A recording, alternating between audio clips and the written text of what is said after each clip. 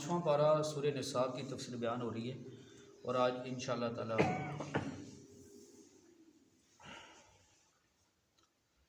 آیت نمبر 69 اور 70 ان دو آیات کی انشاءاللہ آپ حضرات تفصیل سنیں گے۔ سب سے پہلے ان دو آیات مبارکہ کا شان نزول، پھر انشاءاللہ تعالی ان کی تفسیر آپ حضرات سنیں گے۔ شان نزول یہ ہے کہ ایک دفعہ ایک صحابی نبی کریم صلی اللہ علیہ وسلم کی خدمت میں حاضر ہوئے، اور انہوں نے آپ صلی اللہ علیہ وسلم سے ایک سوال کیا کہ یا رسول اللہ صلی اللہ علیہ وسلم، مجھے آپ سے اپنے بیوی بچوں سے زیادہ محبت ہے، تمام انسانوں سے زیادہ محبت ہے، اور میں جس وقت اپنے گھر میں جاتا ہوں پھر آپ کی یاد ستاتی ہے، پھر میں یہاں چلا آتا ہوں آپ کی زیارت کر کے، پھر گھر میں جاتا ہوں، پھر بار بار جب آپ کی دیکھنے کا شوق پیدا ہوتا ہے تو آپ کو میں دیکھ لیتا ہوں، آپ کی زیارت کر لیتا ہوں۔ آج مجھے ایک فکر ستا رہی ہے کہ جب آپ جنت میں چلے جائیں گے تو پتہ نہیں میں جنت میں جاؤں گا یا نہیں، اور اگر جنت میں چلا بھی گیا تو آپ کی رتبہ تو بہت بلند ہوگا، آپ کا مقام بہت بلند ہوگا، تو اگر جنت میں آپ صلی اللہ علیہ وسلم کی مجھے زیارت نہیں ہوگی تو پھر جنت کے اندر مجھے کیسے قرار آئے گا، اور مجھے کیسے راحت ملے گی اور کیسے سکون ملے گا؟ کیونکہ واقعتاً صحابہ کرام رضوان اللہ علیہم اجمعین کو اللہ پاک نے اپنے نبی صلی اللہ علیہ وسلم کی محبت کا وہ جذبہ عطا فرمایا تھا کہ جس کی مثال نہیں ملتی، اور یہ کوئی ایسی باتیں نہیں ہیں۔ جس وقت صلح حدیبیہ میں کافروں کی طرف سے سفیر بن کے جو آدمی آیا تھا، تو اس نے آ کر جب یہ سارے منظر دیکھے تو اس نے جا کر بتایا تھا اپنے سرداروں کو کہ محمد صلی اللہ علیہ وسلم سے جنگ کرنے کا ارادہ ختم کر دو، کیونکہ میں بڑے بڑے اور بھی درباروں میں گیا ہوں، کیسر و کسریٰ کے پاس بھی گیا ہوں، لیکن کسی کے ماننے والوں کو میں نے اپنے لیڈروں سے اور اپنے بڑوں سے اتنی محبت کرتے نہیں دیکھا جتنا محمد صلی اللہ علیہ وسلم کے ماننے والے ان سے محبت کرتے ہیں، حتیٰ کہ اگر وہ کوئی بات کرتے ہیں تو ہم متوجہ ہو کر بیٹھ جاتے ہیں، ایسے لگتا ہے ان کے سروں پر پرندے بیٹھے ہوئے ہیں۔ اگر وہ کوئی حکم دیتے ہیں تو اس کو پورا کرنے کے لیے دوڑ پڑتے ہیں، سب ہر ایک کی کوشش ہوتی ہے پہلے میں یہ کام کروں۔ اور اگر وہ وضو کرتے ہیں تو ان کے وضو کا پانی زمین پر نہیں گرنے دیتے، اپنے ہاتھوں پہ مل کے اپنے جسم اور چہروں پہ مل لیتے ہیں۔ اگر وہ اپنا تھوک مبارک گراتے ہیں تو اس کو بھی اپنے ہاتھوں پہ لے کے اپنے جسم اور کپڑوں پہ برکت کے لیے مل لیتے ہیں۔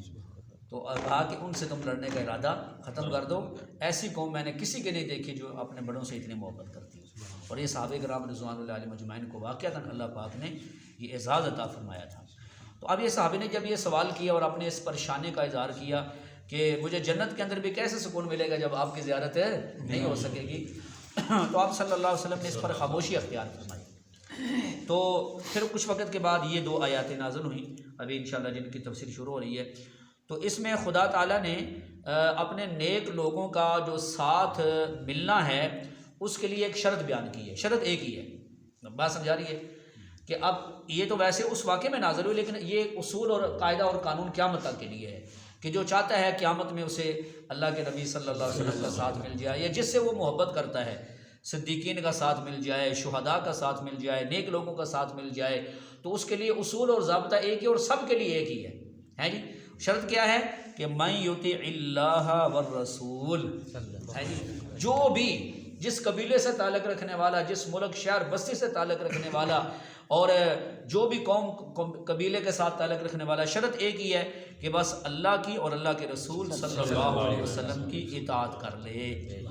کیا کر لے؟ اطاعت کر لے، ان کی بات مان لے، ان کے احکامات کو مان لے، اور ان کے بتائے ہوئے دین اور شریعت کے مطابق زندگی گزار لے، تو اللہ پاک فرماتے ہیں کہ پھر اس آدمی کو ان نیک لوگوں کا ساتھ جنت میں ملے گا، ساتھ ملے گا۔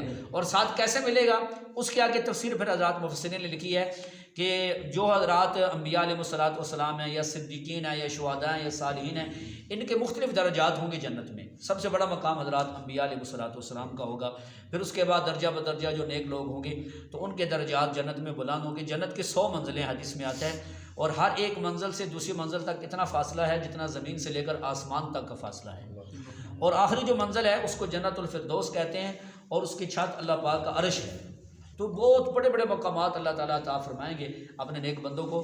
تو اب ایک دوسرے سے جو ملاقات ہوگی یا ایک دوسرے کی زیارت ہوگی، اس کی مختلف صورتیں لکھی ہیں حدیثوں میں۔ ایک تو یہ ہے کہ جو نیچے درجے والے ہوں گے جب وہ کھڑکیاں کھولیں گے تو اوپر والے درجات والے ان کو نظر آئیں گے اور ان کو دیکھیں گے اور ان کی زیارت کر لیں گے، ان سے بات چیت بھی ہو جائے گی۔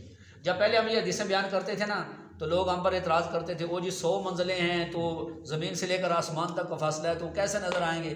تو اب اس موبائل نے ساری باتیں سمجھا دی ہیں. سمجھا دی ہے کہ نہیں سمجھا دی؟ ٹھیک ہے نا کہ موبائل ہمارے پاس یہاں ہوتا ہے, چھوٹی سی سکرین ہے, یہاں بیٹھ کے ہم ایک آدمی وہ 7 سمندر پار بیٹھے اس سے بات کر لیتے ہیں کہ نہیں کر لیتے؟ تو یہ اللہ تعالیٰ کے لیے کیا مشکل ہے کہ اللہ پاک جنت میں ایسا منظر بنا دیں. یا پہلے جب ہم حدیثیں لوگوں کو سناتے تھے تو مثال کے طور پر ایک حدیث میں آتا ہے کہ نبی علیہ السلام فرماتا ہے نماز کی حالت میں میرے سامنے جنت کو پیش کیا گیا ہے جی, جہنم مجھے دکھائی گئی. نبی علیہ السلام جب جنت آ گیا تو تھوڑا آگے ہوئے تو اس کا انگور توڑنے کے لیے, پھر جب جہنم آ گیا تو نبی علیہ السلام تھوڑا پیچھے ہٹے. تو لوگ کہتے تھے وہ جی اتنی بڑی جنت ہے تو یہ کیسے نماز کے اندر نظر آ گئی. تو منکرین حدیث ان چیزوں کا انکار کرتے تھے. اب موبائل میں ساری چیزیں نظر آ جاتی ہیں کہ نہیں آ جاتی ہیں, حالانکہ اسکرین چھوٹی سی ہوتی ہے.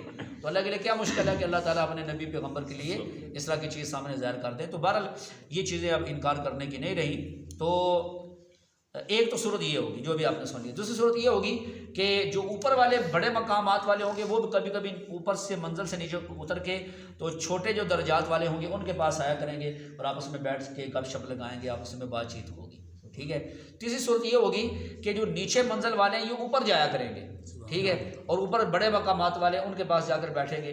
اور اس کی مثال آپ دنیا میں لے لیں, جیسے ہم نے دیکھا ہوگا کہ بسا اوقات ایک مکان ہوتا ہے اس کی 2 3 4 منزلیں ہوتی ہیں, کوئی اوپر لوگ رہتے ہیں کوئی نیچے رہتے ہیں. تو کبھی اوپر والے نیچے آ جاتے ہیں کبھی نیچے والے اوپر چلے جاتے ہیں. اس طرح آپس میں ملاقات گپ شپ ہوتی رہے گی.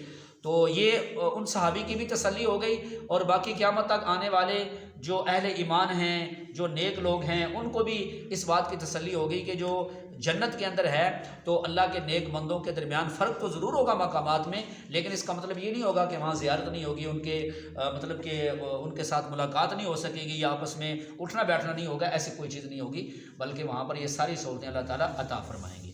اتنی بات آپ کو سمجھ آ گئی جی؟ تو اصول بھی سمجھ آ گیا.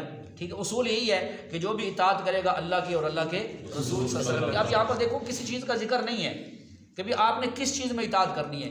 تو جب ایک چیز عام ہوتی ہے تو پھر اس کو عام ہی رکھا جاتا ہے, مطلب تمام چیزوں میں. کس میں؟ تمام چیزوں میں. یہ نہیں ہے کہ جو اپنے دل کو حکم لگا اس میں تو اطاعت کر لی, جو اپنے دل کو نہیں لگا تو اس میں اطاعت نہیں کی. جیسے آج بہت سارے لوگ ایسے پیدا ہو گئے ہیں کہ جو دین اپنی مرضی کا چاہتے ہیں, وہ سہولت میں دین تلاش کرتے ہیں, دین میں سہولت تلاش نہیں کرتے. کہتے ہیں ہم جو سہولت چاہتے ہیں اس میں ہمیں دین ملے. بات سمجھا رہی ہے؟ اس وجہ سے کئی لوگوں کو داڑھی پسند نہیں ہے, کئی عورتوں کو برقع پسند نہیں ہے, پردہ پسند نہیں ہے, کئی لوگوں کو شادیاں سنت کے مطابق کرنا پسند نہیں ہے, کئی لوگوں کو صالح ثواب سنت کے مطابق کرنا پسند نہیں ہے, کئی لوگوں کو رہن سہن شریعت کے مطابق پسند نہیں ہے. تو ہر بندہ یہ چاہتا ہے کہ جو میری مرضی ہے میری خواہش ہے اس کے اندر دین آ جائے.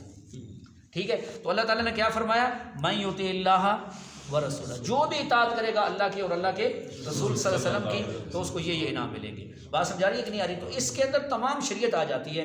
اور یہ آپ ذرا سنتے رہتے ہیں بار بار یہ آیت مبارکہ کہ یا ایھا الذین آمنوا ادخلوا فی السلم کافہ, اے ایمان والو اسلام میں پورے کے پورے داخل ہو.